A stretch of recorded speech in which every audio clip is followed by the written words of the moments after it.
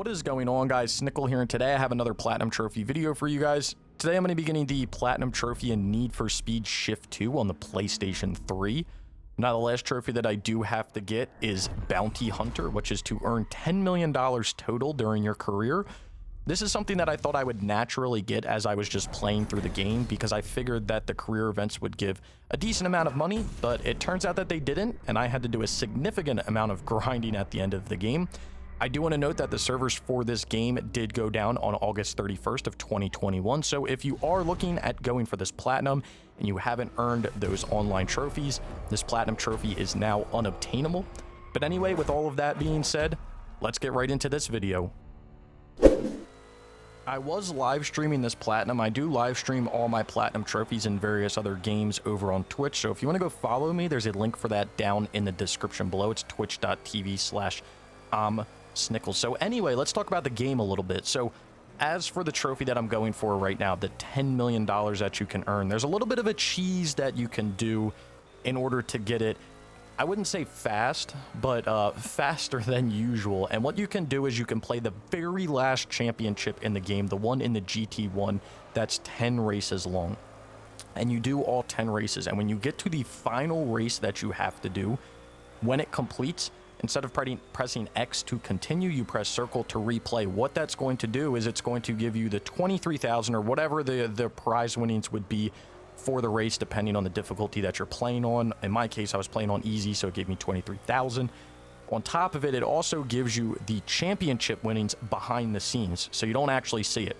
And I believe that's 90,000. So each one of these races, you're earning around $113,000.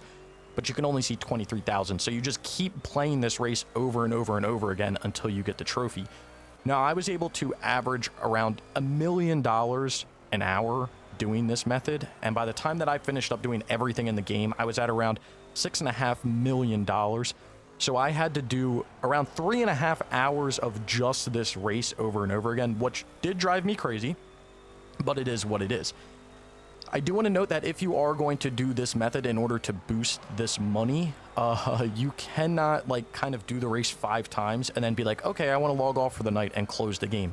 Because the second you close the game, it will not allow you to replay the event. It will end the whole championship, meaning that you have to start over from square one at race 1 and race all the way back up to that 10th race in order to get there to then farm that. So kind of when you get here, I would advise to just sit down for the hours that you need to sit down in order to knock the money out. Now, when it comes to the 10 million, you're probably like, well, Snickel, don't you get it through natural progression? No, not really. Like I said, I didn't play every event in the game, but I played a majority of events in the game, and I was only able to get up to 6.5 million. So you're really not able to get the full 10 million as you're going through. Now, as for everything else in the game, when it comes to mastering the tracks, and buying all the cars and doing all of that stuff and doing the hard events, you can kind of cheese all of it. The hard events you can cheese, you can just do drift events. The mastering the tracks, you can just do them in quick races and you just kind of do one lap. I was just doing one lap and doing it that way, so really not that bad, just takes a little bit of time. Another thing to note about this money here, the trophy that I'm going for, the 10 million, is that the trophy will pop in the race. You do not need to leave the race in order to earn your winnings or your earnings there. So just stay in the race and keep playing it over and over again until your trophy pops, because that was something that I was worried about, was will my trophy pop in the race? Do I need to back out and then play all the way back through to kind of to allow those earnings to get to me? But yeah, for the mastering the tracks, I know that there's a few tracks that people will complain about. The biggest one that I found was the track BRNO. Turns 7 and 9 were giving me a lot of headache, to say the least. And the way that I dealt with those turns, both of those, was I had a fully stock Renault Megane, and I would kind of just stay along the lines where the tire tracks were and not necessarily where the racing line was, because the racing line was a little bit off from where the tire tracks were, because you'll notice on the tracks themselves that there's like a darker section of the track. That's kind of where you want to go. So you want to stay on those compared to staying on the racing line. All the other tracks are kind of pretty self-explanatory. You'll get through them fairly easily, I feel like. None of them are really too much of a pain. That BRNO track was the only one that gave me any sort of headache. All the other ones just took a little bit of time to just get through.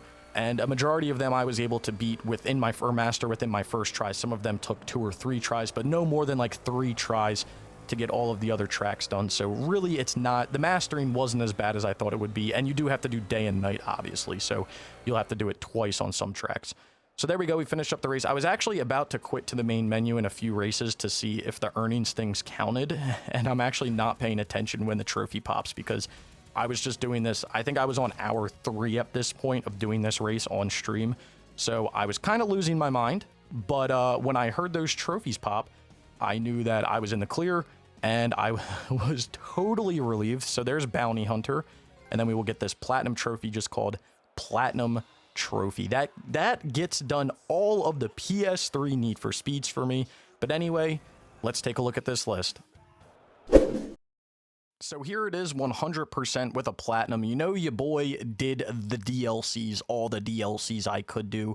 And as you're looking through the trophy list here, you're going to see that there are trophies for a lot of things. Now, if you've played Shift 1, you'll see that a lot of these trophies actually tie to Shift 1 in the badges that you can earn. So it kind of separates a lot of the trophies out to give you more trophies and more various trophies, but it's basically the same things you were doing in Shift 1. You're going to have to beat all the rivals, you're going to have to master all the tracks, you're going to have to beat races on the hardest difficulty. These were all badges in Shift 1, along with a lot of random things down at the bottom. You're going to have to buy every sort of car from each manufacturer. So really, things that you were doing in Shift 1, you're getting trophies for in Shift 2. You're just not getting, you're not getting the badges. So that's kind of cool. So anyway, here is the profile, trophy level 548, 13%. I've got 12,768 total trophies. I've got 8,638 bronze, 2,858 silver, 1,073 gold, 199 platinums, and like I said, 12,768 total trophies if you're into that numbers kind of stuff. And then here's the platinum trophy itself, just called Platinum Trophy. So again, if you are going to go for this Platinum Trophy, it is unobtainable as of August 31st, 2021. So if you did not get all of the online stuff done, unfortunately, you cannot get the Platinum. But if you were able to get the online stuff done, I think you still can get the Platinum. It just may be a little interesting because of the way that the auto log may work, which, yeah, that was kind of interesting. There's stuff going around where the auto log is not actually working for some people, and it's kind of strange. But anyway, let's talk about some numbers. So time it takes to get the platinum, you're probably looking at around 50-ish hours or so. You're probably going to, you have to spend a minimum of 10 hours online for a trophy, but realistically, you can AFK a majority of that. You're realistically probably only going to spend around 5 to 7 hours online to do the King of the Hill trophy. Everything else can be done very fast. So yeah, if we average, okay, 10 hours online, then playing through the campaign is probably around, I would say around 20 to 30 hours to play through the campaign, and then you have another 10-ish hours or so to clean everything up, like getting the 10 million, mastering all the tracks, buying all the cars. And then if you add the DLC in on top of it, you can do the DLC in maybe 6 hours, maybe even faster than that. I did every single DLC event, which was, again, me being stupid, because you don't actually have to do that. You only have to do the events that unlock the rivals, because that's the stuff that matters. But yeah, I would say probably around 6 hours to get through all of the DLC. So you're looking at under 60 hours in order to get through everything. You could probably do it a little faster if you just worry about just the rival stuff. But at the end of the day, you're going to have to go back and clean up things like tracks, earn money, and just do, you know, hard events and stuff like that. So there's a lot of grinding when it comes to just getting through the single player. You're going to have to grind for all of those things. There's a lot of separate grinds in the game, which kind of suck. So I'd say around 50 hours to get the platinum. Difficulty out of 10, I'm going to give this between a 7 and an 8.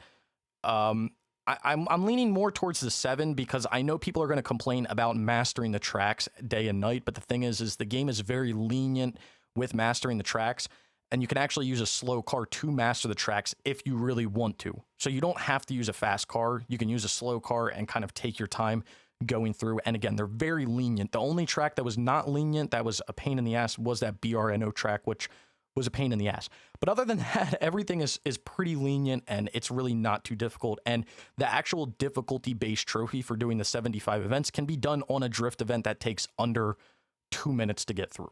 So that's very easy in and of itself. That can take you 2 hours to earn that if you've done 0. So really, there's nothing that's too difficult that somebody couldn't do if they just put a little bit of time and effort and energy into the game to kind of learn it. So 50 hours to get the platinum, 7 out of 10. I hope you guys did enjoy the video. If you did, be sure to leave a like. Check all of the links down in the description below. And let me know down in the comments below if you guys have played the game, got around to it, if you found anything difficult.